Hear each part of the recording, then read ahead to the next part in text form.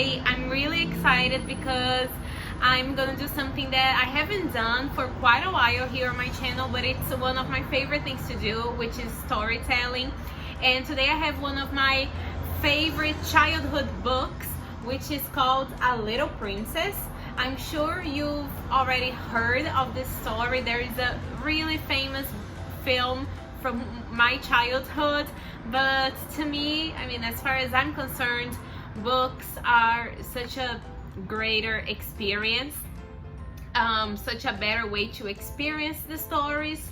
So I decided to read this book here, and even though this is not a super bulky book, I'm probably gonna split this video in two parts because I don't want this video to be like too long and boring. So I'm gonna split this in probably two parts, and I can't wait to start this book. But before we do that, please make sure to subscribe to my channel. I put a new video every single Friday and another video throughout the week. So don't forget to click the bell so you receive a notification every time I post a video.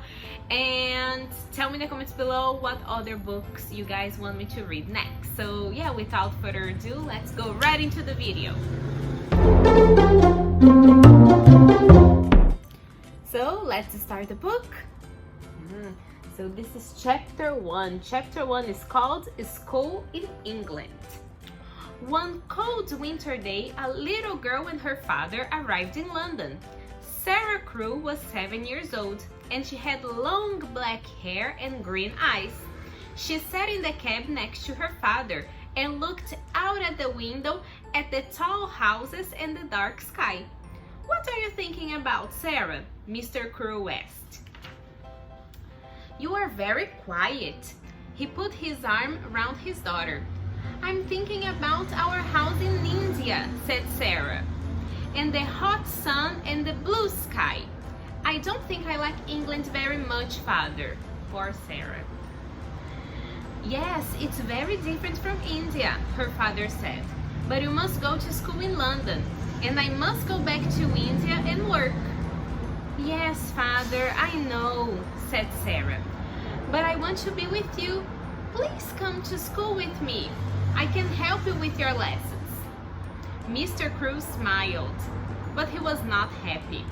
He loved his little Sarah very much, and he did not want to be without her. Sarah's mother was dead, and Sarah was his only child.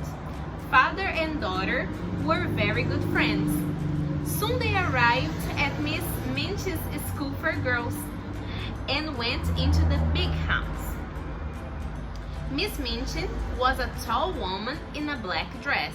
She looked at Sarah and gave her a big smile. "What a beautiful child," she said to Mr. Crewe. Sarah stood quietly and watched Miss Minchin. "Why does she say that?" she thought. "I'm not beautiful. So why does she say it?" Sarah was not beautiful, but her father was rich. And Miss Minchin liked girls with rich fathers because it was good for the school and good for Miss Minchin too. "Sarah is a good girl," Mr. Crewe said to Miss Minchin. "Her mother was French, so she speaks French well. She loves books and she reads all the time. She must play with other girls and make new friends too." "Of course," said Miss Minchin. She smiled again. "Sarah is going to be very happy here, Mr. Crewe." Mr. Crewe stayed in London for a week. He and Sarah went to the shops and he bought many beautiful, expensive dresses for his daughter. He bought books and flowers for her room, and a big doll with beautiful dresses too. Miss Minchin smiled, but she said to her sister Amelia, "All that money on dresses for a child of 7? She looks like a little princess, not a schoolgirl." When Mr. Crewe left London, he was very sad. Sarah was very sad too, but she did not cry. She sat in her room and thought about her father on the ship back in India. "Father wants me to be happy," she said to her new doll. "I love him very much and I want to be a good daughter, so I must be happy." It was a very big, very beautiful doll. But of course, it could not answer. Sarah soon made new friends in her school. Some little rich girls are not very nice children. They think they are important because they have money and lots of expensive things. But Sarah was different. She liked beautiful dresses and dolls, but she was more interested in people and books and telling stories. She was very good at telling stories. She was a clever child, and the other girls loved to listen to her. Stories were all about kings and queens and princesses and wonderful countries across the sea. How do you think of all those things? Asked her best friend Emmergard. I have all these pictures in my head, said Sarah, so it's easy to tell stories about them. Poor Emmergard was not clever. She could never remember any of her school lessons, and Miss Minchin was always angry with her. Sarah often helped Emmergard with her lessons. Listen, Emmergard, she said. You remember that French king, Louis XVI? Well, this is a story about him. One day in 1792, and so Emmergard learned her lessons through Sarah's stories, and she loved her friends very much. But not everybody was Sarah's friends. Lavinia was an older girl. Before Sarah came, Lavinia was the richest and the most important girl in school. But Sarah's father was richer than Lavinia's father. So now Sarah was more important than Lavinia. And Lavinia did not like that. Oh, Sarah is so clever, Lavinia often said. Sarah is so good at French. Her dresses are so beautiful, and she can sing so well, and she's so rich. Of course, Miss Minchin likes her best. Sarah did not answer when Lavinia said these things. Sometimes it was not easy, but Sarah was kind, friendly girl, and she did not like to be angry with anyone. Now we're going to chapter 2. Chapter 2 is called The Diamond Mines. And so 3 years went by. Sarah's father wrote to her often, and Sarah wrote loving little letters back to him. One day, a very exciting letter arrived. Everybody in the school talked about it for days. My friend, wrote Mr. Crow, has some mines in northern India, and a month ago his workers found diamonds there. There are thousands of diamonds in these mines, but it is expensive work to get them out. My friend needs my help.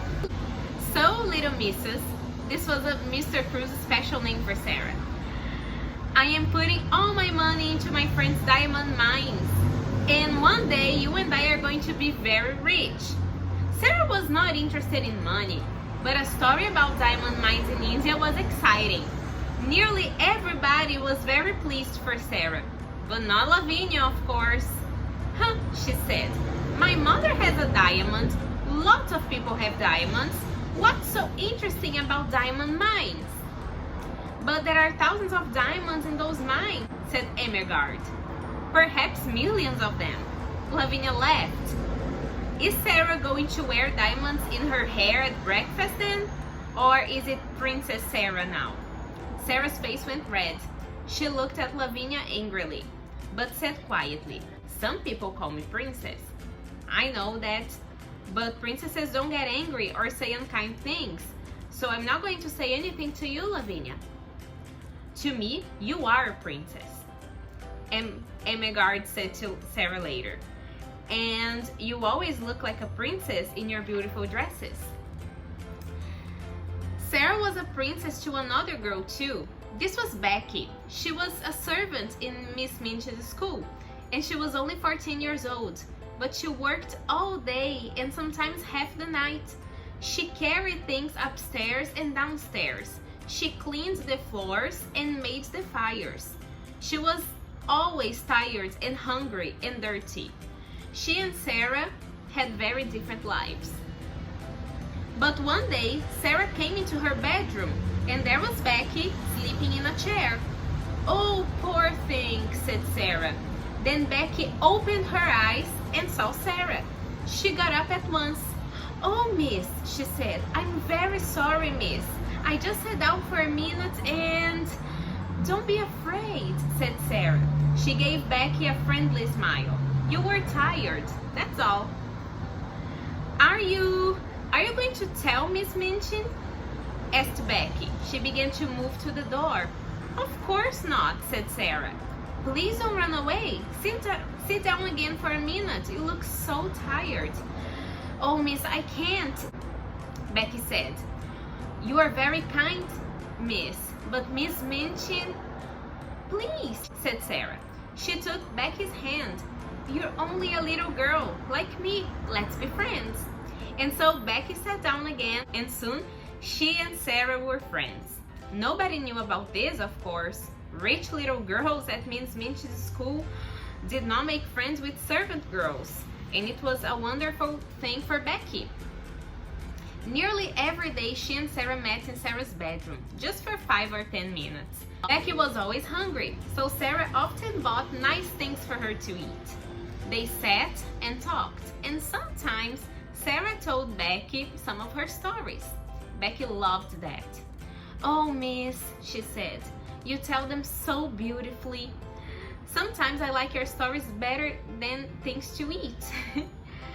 And after those visits to Sarah's room, Becky always felt better, not so tired and not so hungry.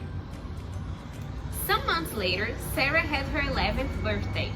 Lessons stopped for the afternoon, and there was a big party for all the girls in school. "This party is expensive for us," Miss Minchin said to her sister Amelia, "but it looks good for the school." That afternoon, there was a visitor to the school, Miss Minchin's lawyer. He went to Miss Minchin into her office, and they closed the door.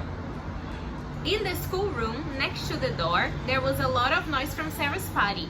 Everybody there was very happy. But in the office, Miss Minchin was not happy. She looked at the lawyer angrily. "What are you saying? Mr. Crew has no money? What about the diamond mines?" "There are no diamond mines," said the lawyer. "Well, there are mines, but there are no diamonds in them." "But Mr. Crew's good friend," began Miss Minchin. "Mr. Crew's good friend," said the lawyer, "ran away with all Mr. Crew's money. Ralph Crew was ill with a fever, and when he heard about this, he got worse. A week later, he was dead." "Dead?" cried Miss Minchin. "But what about his daughter Sarah and this expensive birthday party?" "Sarah Crew has no money," said the lawyer. "Not a penny in the world, Miss Minchin. Not a penny." "She must leave my school at once," Miss Minchin said angrily. "She must go this afternoon." "Where?" said the lawyer. "Out into the streets? An 11-year-old girl? That's not going to look very good for your school, Miss Minchin." Miss Minchin's face went red. "You can't put her out in the street," said the lawyer. He stood up. "But perhaps she can work for you." The lawyer left, and Miss Minchin called her sister Amelia. "Bring Sarah Crew here at once," she said. 2 minutes later, Sarah, in her beautiful blue party dress, stood in front of Miss Minchin. "Have you got a black dress, Sarah?" Miss Minchin said coldly. "Yes, Miss Minchin," said Sarah, "but it's very small." "Go and put it on at once," said Miss Minchin. "Your father's dead. There are no diamond mines, and your father's friend ran away with all his money. You have nothing, not a penny. But I'm going to be very kind to you. You can stay in my house, but now you must be a servant and work for your bread. You can sleep in a servant's room upstairs, next to Becky's room." So that's the end of chapter 2. I'm going to stop here, and this video will probably have 3 parts and not 2 because I think the videos will be too long. So that's it for today. Thank you guys so much for watching this video. Stick around for next week because I'm going to be posting parts 2 and 3. So thank you guys so much for watching. Don't forget to subscribe, click the bell, and I see you soon for a brand new video. Bye!